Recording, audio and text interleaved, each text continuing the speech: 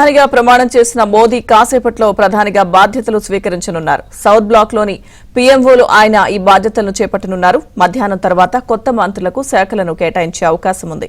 ఇక ఈ సాయంత్రం 5 గంటలకు మంత్రిమండలి సమావేశం కానుంది. మోదీ నేతృత్వంలో జరగనున్న ఈ మంత్రిమండలి సమావేశంలో 71 మంది మంత్రులు పాల్గొంటారు. ప్రభుత్వ విధానాలపై కొత్త మంత్రులకు మోదీ దిశానిర్దేశం చేయనున్నారు.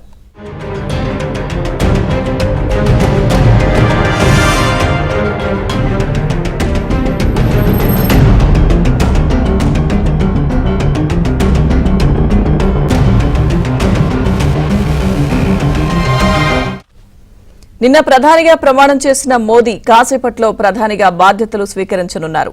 సౌత్ బ్లాక్ లోని పీఎంఓలో ఆయన ఈ బాధ్యతలు చేపట్టనున్నారు. ఇక మధ్యాహ్నం తర్వాత కొత్త మంత్రులకు శాఖలను కేటాయించే అవకాశం ఉంది. ఈ సాయంత్రం 5 గంటలకు మంత్రిమండలి సమావేశం కానుంది. మోదీ నేతృత్వంలో జరగనున్న ఈ మంత్రిమండలి సమావేశంలో 71 మంది మంత్రులు పాల్గొంటారు. ప్రభుత్వ విధానాలపై కొత్త మంత్రులకు మోదీ దిశానిర్దేశం చేయనున్నారు.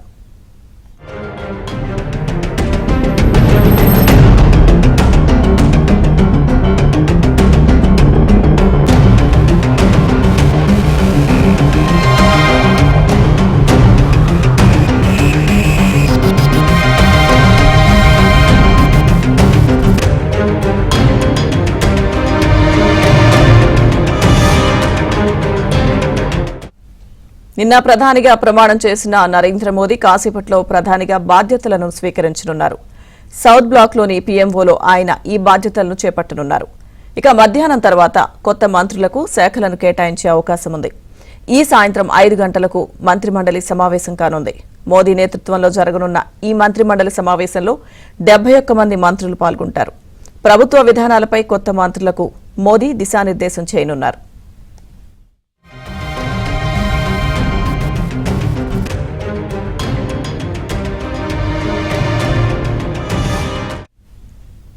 ఇక మరికొద్దిసేపట్లో ప్రధానిగా మోదీ బాధ్యతలు స్వీకరించనున్నారు. పూర్తి అప్డేట్స్ మా ఢిల్లీ బ్యూరో చీఫ్ కృష్ణ అడిగి తెలుసుకుందాం. కృష్ణ.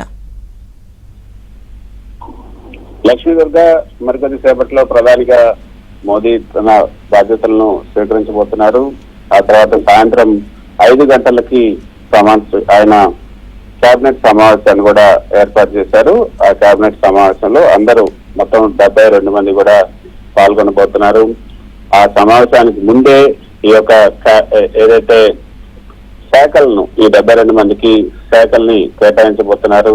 35 మంది కేబినెట్ లో ఉన్నారు. వీళ్ళందరికీ కూడా కేబినెట్ పదవులు ఏమేమి రాబోతున్నాయి, తర్వాత మిగతా 36 మంది ఎవరైతే ఉన్నారో సహాయ మంత్రులు ఎవరైతే ఉన్నారో వాళ్ళందరూ కూడా ఏ శాఖలు కేటాయిస్తారన్న దాని మీద సర్వత్రా ఉత్కంఠత నెలకొని ఉంది.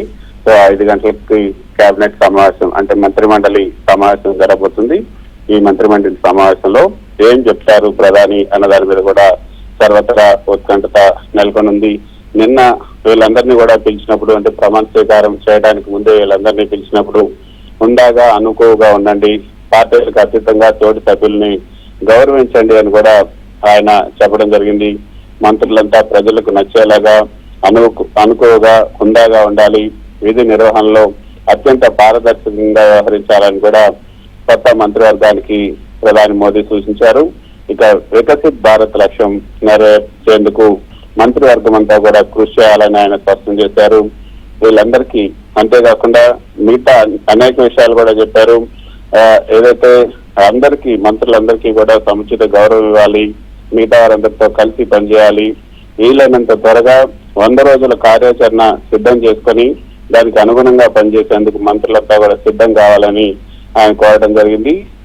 సో ఈ నేపథ్యంలో 5 గంటలకు జరుగుతున్నటువంటి ఈ సమావేశంలో ఏం చెప్తారనేది కూడా మళ్ళీ చూడాలి. అయితే కేబినెట్ మంత్రులు ఎవరికి వస్తుంది, మిత్రపక్షాలకి ఏ పేరు పిలుస్తారు అన్న దాని మీద ఇప్పుడు ఉత్కంఠత కొనసాగుతుంది. మొత్తం 11 భాగస్వామ్య పక్షాలకు సంబంధించినటువంటి వారికి 5గురికి కేబినెట్ మంత్రి పదవులు ఇచ్చారు. మిగతా 6గురికి అయితే ఎంఓఎస్లు ఇచ్చారు. ఈ 5గురిలో కూడా కుమారస్వామి, జేడీఎస్ కుమారస్వామి ఉన్నారు. టీడీపీకి చెందినటువంటి రామ్మోహన్ నాయుడు, చిరాగ్ పాస్వాన్, లల్లన్ సింగ్, జేడీయూకి సంబంధించిన లల్లన్ సింగ్ ఉన్నారు. హెచ్ఏఎం జితన్ రామ్ మాంఝీ. బీహార్కే 3 కేంద్ర మంత్రి పదవులు అంటే మిత్రపక్షాలకు సంబంధించినటువంటి వారిలో కేబినెట్ పదవులు 3 బీహార్కి వెళ్ళాయి. ఇక కుమారస్వామికి ఏమిస్తారు, రామ్మోహన్ నాయుడుకి ఏమిస్తారు చూడాలి. కానీ ఎన్డీఏలో ఇప్పటి వరకు కూడా లక్ష్మీదుర్గ గత 10 ఏళ్లుగా చూసుకుంటే ఎన్డీఏ మిత్రపక్షాలకి కేవలం నాలుగు మాత్రమే ముఖ్యమైనటువంటి శాఖలు కేటాయించారు. అప్రాధాన్యత శాఖలని చెప్పొచ్చేవి ముఖ్యమైనవి కావు. ఫుడ్ ప్రాసెసింగ్, అదేవిధంగా heavy industries, civil aviation, steel ministries ఈ మాత్రమే ఎన్డీఏలో మిత్రపక్షాలకు కేటాయించారు. మరి ఇప్పుడు కూడా కేబినెట్ లో ఉన్నటువంటి 5 కేబినెట్ మంత్రులు ఎవరైతే ఉన్నారో మిత్రపక్షాలకు సంబంధించిన 5 కేబినెట్ మంత్రులకి ఈ వీటిల్లోనే ఇస్తారా, వేరే ఏదైనా ఇస్తారా చూడాలి. కుమారస్వామికి అయితే అగ్రికల్చర్ మినిస్ట్రీ, వ్యవసాయ శాఖను ఆయన కేటాయించే అవకాశం ఉందని అంటున్నారు. మరి రామ్మోహన్ నాయుడుకి స్టీల్ మినిస్ట్రీ ఇస్తారా, సివిల్ ఏవియేషన్ ఇస్తారని కూడా చూడాలి. చిరాగ్ పాస్వాన్కి food industry, food processing, Lalan Singh కి హెవీ ఇండస్ట్రీస్, అదేవిధంగా జితిన్ రామ్ మాంఝీకి మరి వీటిలో ఏదిస్తారు అన్నది కూడా కొంత ఉత్కంఠత అయితే ఉంది. పాత వారికి ఏదైతే ఇందులో పాత వాళ్ళు ఎవరైతే ఉన్నారో మొత్తం కేబినెట్ లో పాత వాళ్ళు అంటే 35 మంది కేబినెట్ లో పాత వాళ్ళు 20 మంది ఉన్నారు. మిగతా వాళ్ళంతా కూడా కొత్త వాళ్ళు. సో పాత వాళ్ళను అవే శాఖలు కూడా కంటిన్యూ చేసే అవకాశం ఉంది అంటున్నారు. ఎందుకంటే వాళ్ళకి అనుభవం ఉంటుంది, అదే ఆ కంటిన్యూటీ కూడా ఉంటుంది బ్రేక్ లేకుండా. కాబట్టి పాత వాళ్లకు పాత శాఖలను కేటాయించాలి, కొత్త వారికి మాత్రం కొత్త శాఖలను కేటాయిస్తే బాగుంటుందని కూడా ఆలోచిస్తున్నట్టుగా తెలుస్తుంది. మరి ప్రధాని మోదీ ఏం చేస్తారు అనేది కూడా చూడాలి. యూపీఏ హయాంలో అయితే మిత్రపక్షాలకైతే పెద్ద మినిస్ట్రీలు ఇచ్చారు. అగ్రికల్చర్ మినిస్ట్రీ ఇచ్చారు, హెల్త్ మినిస్ట్రీ ఇచ్చారు, telecom ministry, rural ministry, railways కూడా మిత్రపక్షాలకు ఇచ్చారు. మరి ఎన్డీఏ గత 10 ఏళ్లుగా ఒక ఎత్తు, ఇప్పుడు ఒక ఎత్తు కాబట్టి మరి ఎన్డీఏలో కూడా ఇప్పుడు పెద్ద శాఖలని మిత్రపక్షాలకు కేటాయిస్తారా లేదా చూడాలి. టీడీపీ మాత్రం రూరల్ డెవలప్మెంట్ కానీ అర్బన్ డెవలప్మెంట్ కానీ రెండింటిలో ఒకటి అడిగింది. అదేవిధంగా ఎంఓఎస్ ఫైనాన్స్ కూడా అడిగినట్టుగా తెలుస్తుంది. మరి టీడీపీ అధినేత చంద్రబాబు నాయుడు విజ్ఞప్తిని మోదీ ఏ మేరకు హానర్ చేస్తారని కూడా చూడాల్సి ఉంటుంది. ఇవి మరికొద్ది సేపట్లో దీనిపైన కొంత స్పష్టత వచ్చే అవకాశం ఉంది. లక్ష్మీదుర్గ. Thank you Krishna.